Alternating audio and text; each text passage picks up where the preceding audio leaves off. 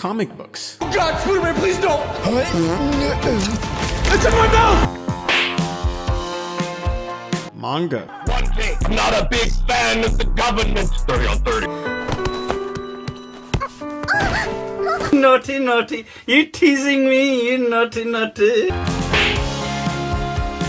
Media that is similar in many ways and very different at the same time. I myself am a manga reader, but for the longest time I've always wanted to get into comic books. I love the DC universe and played the amazing Arkham trilogy. No.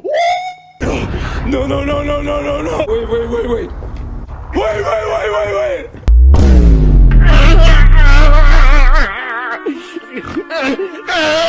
And like most, have enjoyed many of the Marvel and DC Universe movies. But there's always been a gate keeping me out of the realm of comic books, and that is the silly, unorthodox way DC and Marvel releases series, and just how complex some of these reading orders are.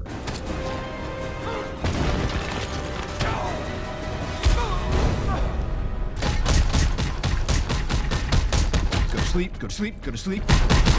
These comic lines have so many intertwining plots and stories going on with so many different releases by different artists and writers. One writer will be finished and the next in line shows up and creates a connecting story with new storytelling and art, which may sound cool, but it's just really not my thing. I mean, manga does that sometimes, and look how it turns out.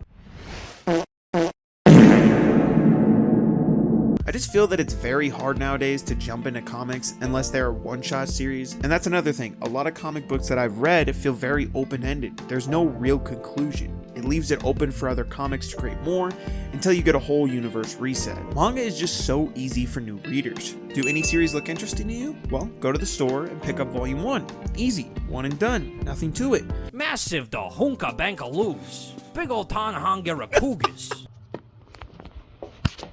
But with comics, oh, does this look interesting? Well, you have to read this and that, and can't forget the 100-issue origin story. It just seems so ridiculous how they do things. I mean, does it really need to be this complex? Comics come in many different shapes and sizes, but let's take a look at an omnibus. If you look at the contents of the omnibus, you'll see just how ridiculous the reading order is. 575 through 576, then 595 through 599, 606 and 607, you have 611, 617, and 625. Then it has the two mini series, which I feel like really prompted this omnibus, the non-stop Spider-Man 5-issue series and the Savage Spider-Man sequel 5-issue series. It does have Marvel Fanfare 2 and 3, which are Joe Kelly stories, only one of which really has Spider-Man, but we'll talk more about that when we get to it. Then we have Web Spinner's Tales of Spider-Man 7 through 9, plus material from Amazing Spider-Man Extra issues 1 and 3, Amazing Spider-Man 577, 600, 612, and 634 through 637, as well as 627, because those issues had other stories within them, so this omnibus just lets the Joe Kelly stuff. They also play Spider-Man Grim Hunt, the Craven Saga.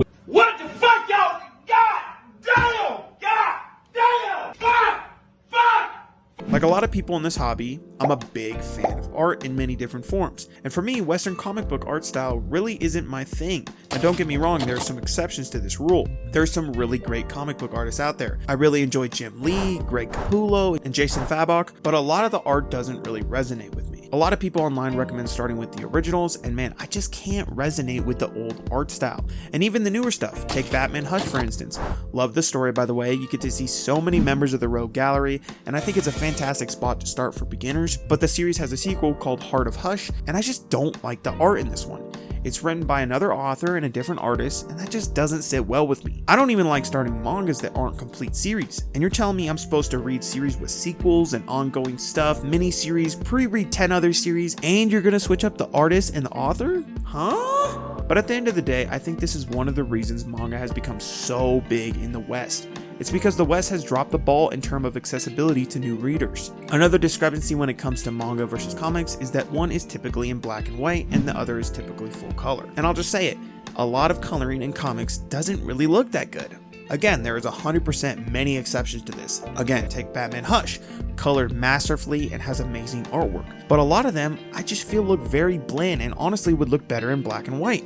I believe there's a lot of charm when it comes to black and white drawings. I mean, take a look at some of the original art from David Finch. The black and white looks breathtaking. And like I said, I think that some of the artwork and some of the coloring in comics looks awesome. But if you're taking an average manga to the average comic, I'd pick the manga.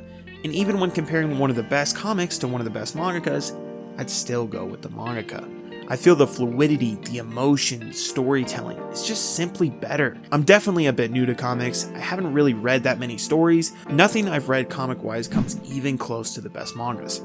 As a disclaimer, I do want to say I think that comic books are worth reading and enjoyable, and I'm simply comparing them to manga. Hell, comics are the original. The first comic book was released in 1837, and the first manga was released a decade later in 1847. Okay, now it's saying the first comic book was 1897 and the first manga was 1895, so not sure what the actual answer is. If anyone has any extensive knowledge on the subject, you can let me and everyone else know down in the comments.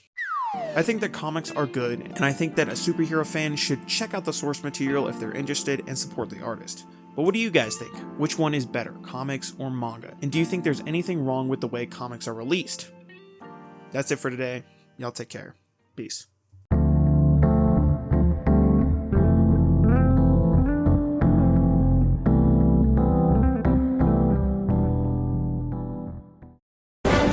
Tell your text to stop